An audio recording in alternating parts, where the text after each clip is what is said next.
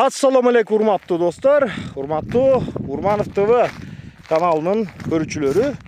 Urmatlı dostlar, men bir tacrıba menen bölüşküm geldi. Men 20 gün bugün açkaçılık kılıp jatam. Kursaklarım çok bolup ketти. Көрүп жатасыздар, мына курсак жок менде азыр. Мына жамбаштан деле, алдынан деле курсагым жок. 82 kilodan aşıp ketken bolчумун. Biri 68 boyga. Анан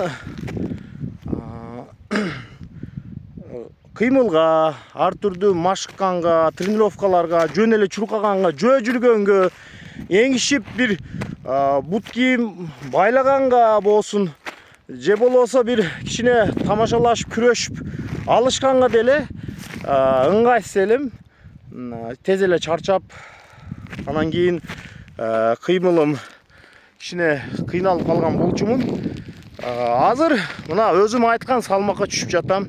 Ачкачылык тамаксыз суу менен гана жасап атам ачкачылыкты. Көптөн бери эле мен 70 килоге түшүп калам деген ниетим бар болчу. Азыр 70 килоге карап кетип жатам. Азыр bir 72 кило болуп калам бүгүн. Кудай кааласа 82 килодон таштадым. Ошого 7-нчи күнү кичине айылдын айранынан алып, кефир эмес. Но өндүрүштүн кефири болбойт, анда пайдалуу нерселер жок болуп кетет. Көбүнчө анан үйдүн айранын алып, ошого шрот растравший бар. Ким билем десе, ошол билбегендерге шрот растравший аптекаларды сатат. Ушундай тикенек bir өсүмдүктүн талканы болот. Ошону кошуп туруп, айранга кичине 200 граммды ичип алам. Калган маал суу ичип гана жүрөм. Bir 5 gün 6 günde bir kişine 100 gramdan 100'üm jep koydum. Çınında bunu iç katıp kalmasın üçün. Anan aşkazan жақсы işleşti başlaydı da. Anan keyin daha qanday tecrübeler. En çok men жыйынтык кылганым бул психологиялык барьер.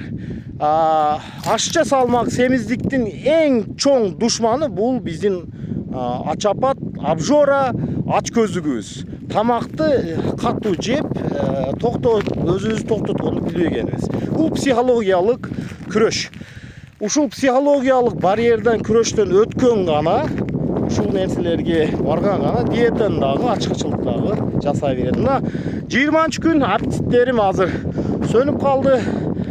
Вес таштадым, сууду ичип атам. Мына